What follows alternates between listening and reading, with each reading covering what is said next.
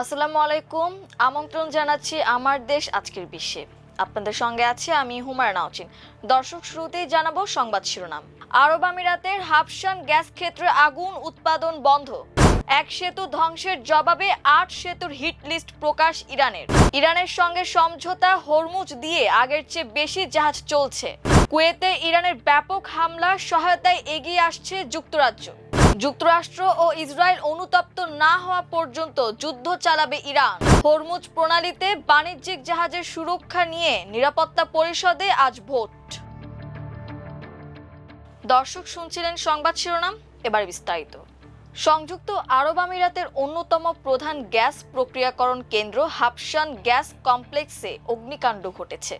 আকাশপথে আসা একটি ক্ষেপণাস্ত্র বা ড্রোন প্রতিহত করার পর সেটির ধ্বংসাবশেষ আছড়ে পড়লে এ আগুনের সূত্রপাত হয়। আবুধাবি মিডিয়া অফিস এ তথ্য নিশ্চিত করেছে।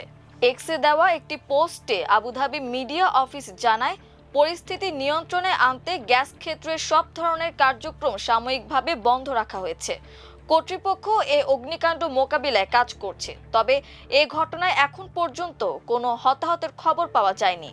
সংস্থাটি আরও বলেছে, নিরাপত্তা নিশ্চিত করতে এবং ক্ষয়ক্ষতি এড়াতে দ্রুত পদক্ষেপ নেওয়া হয়েছে। ইরানের আধা সরকারি ফার্স নিউজ এজেন্সি জানিয়েছে, বৃহস্পতিবার ইরানের সর্বোচ্চ B1 সেতুতে যুক্তরাষ্ট্র ও ইসরায়েলের 2 দফায় হামলার পর উপসাগরীয় দেশ ও জর্ডানের বেশ কয়েকটি গুরুত্বপূর্ণ সেতু ইসলামিক রেভলিউশনারি গার্ড কোরের সম্ভাব্য লক্ষ্যবস্তু হতে পারে। আনাদোলু এজেন্সির প্রতিবেদনে বলা হয়, ইরানের প্রকাশ করা এই তালিকায় রয়েছে কুয়েতের শেখ জাবের আল আহমাদ আল সাবা সমুদ্র সেতু, সংযুক্ত আরব আমিরাতের শেখ জায়েদ সেতু, আল মাক্তা সেতু এবং শেখ খলিফা সেতু, সৌদি আরবকে বাহরাইনের সাথে সংযোগকারী কিং ফাহদ কজওয়ে সেতু, জর্ডানের কিং হুসেইন ব্রিজ, দামিয়া ব্রিজ এবং আবদুন ব্রিজ।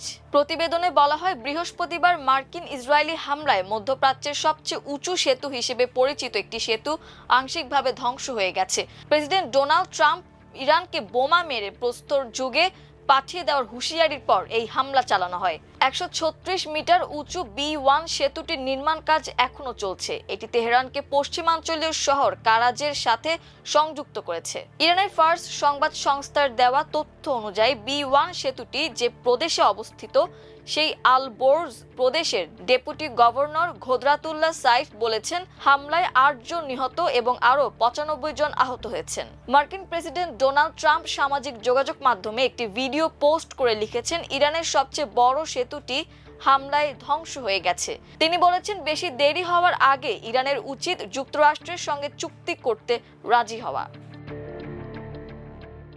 গত কয়েকদিনের তুলনায় গুরুত্বপূর্ণ হরমুজ প্রণালী দিয়ে বেশি জাহাজ চলাচল করছে বলে জানিয়েছে সামুদ্রিক গোয়েন্দা সংস্থা উইন্ডওয়ার্ড।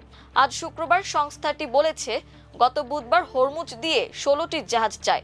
এর মাধ্যমে টানা 3 দিন সেখানে জাহাজ চলাচলের পরিমাণ বৃদ্ধি পেয়েছিল।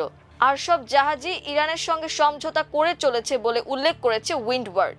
তারা বলেছে, গত বুধবার পার হওয়া 16টি জাহাজের সবকটি ব্যবহার করেছে লারাক দ্বীপের রুটটি, যা নির্দেশ করছে আরও বেশি দেশ ইরানের সঙ্গে নিজেদের জাহাজ চালাতে আলোচনা করছে। এতে বলা যায়, সামনের দিনগুলোতে ট্রানজিটের পরিমাণ বাড়তে পারে, অর্থাৎ ইরানের সঙ্গে সমঝোতা করে বর্তমানের চেয়ে আরও বেশি জাহাজ গুরুত্বপূর্ণ ওই রুট ব্যবহার করতে পারবে। তবে জাহাজের পরিমাণ বাড়লেও সাধারণ সময়ে এটি যা থাকে সেটির তুলনায় অনেক কম। জাতিসংঘের বাণিজ্য ও উন্নয়ন সংস্থার তথ্য অনুযায়ী গত 28 ফেব্রুয়ারি যুদ্ধ শুরুর আগে হরমুজ দিয়ে প্রায় 130টি জাহাজ চলত। এদিকে ইরান যুদ্ধ শুরুর পর থেকেই বলে আসছে, তাদের সঙ্গে আলোচনা করে ও টোল দিয়ে ইরানের শত্রু ও তাদের মিত্রদের জাহাজ বাদে বিশ্বের সব দেশ জাহাজ চালাতে পারবে। হরমুজ প্রণালী বিশ্বের জ্বালানির জন্য অত্যন্ত গুরুত্বপূর্ণ একটি রুট। এখান দিয়ে উপসাগরীয় দেশগুলোর উৎপাদিত তেল ও গ্যাস এশিয়া সহ অন্যান্য স্থানে যায়। কুয়েতের তেল শোধনাগার, বিদ্যুৎ কেন্দ্র এবং পানি বিশুদ্ধকরণ কেন্দ্রে হামলা চালিয়েছে ইরান। শুক্রবার সকালে হওয়া এ হামলার পর দেশটির প্রতি সহায়তার হাত বাড়িয়ে দিচ্ছে যুক্তরাজ্য। ইরানি হামলা প্রতিহতে কুয়েতকে নিজেদের র্যাপিড সেন্ট্রি আকাশ প্রতিরক্ষা ব্যবস্থা স্থাপন করবে ব্রিটিশরা। সংবাদ মাধ্যম আল জাজিরা বলেছে, কুয়েতের মিনা আল আহমাদি তেল পরিশোধনাগারে হামলার পর ব্রিটিশ প্রধানমন্ত্রী কিয়ার স্টারমার এবং কুয়েতের আমির শেখ মিশাল আল আহমেদ আল সাবা ফোনে কথা বলেন। এরপরই আকাশ প্রতিরক্ষা মোতায়েনের ব্যাপারে সিদ্ধান্ত হয়।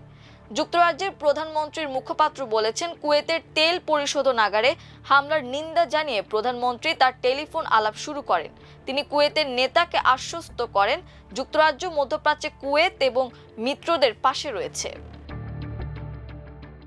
মধ্যপ্রাচ্যের চলমান সংঘাতকে কেন্দ্র করে ইরান কঠোর অবস্থান নিয়েছে।